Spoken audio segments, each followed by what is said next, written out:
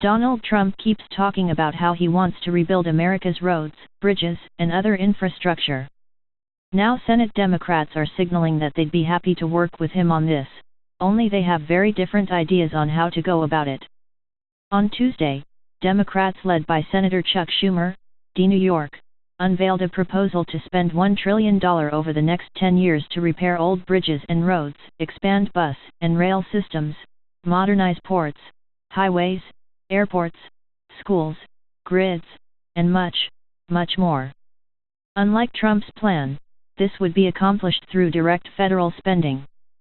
The exact funding mechanisms are still unspecified, though in recent years, Democrats have rallied around corporate tax reform to pay for infrastructure. Trump's own infrastructure plan is rather different.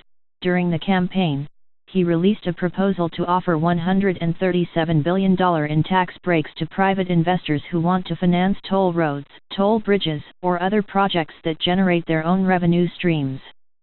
Experts argued that this plan was fairly narrow, mainly focused on projects with a large private finance component that can pay for themselves.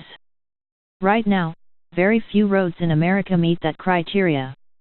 Trump's plan is unlikely to do much for road and bridge maintenance, Harvard economist Edward Glaeser said when I interviewed him about the proposal last November. And economists have long believed that the highest returns are for fixing existing infrastructure. Glaeser also noted that Trump's plan was unlikely to do much for key infrastructure items like bus service for poorer communities. The Democratic proposal is more old-fashioned. The federal government would mostly send money directly to states for public works.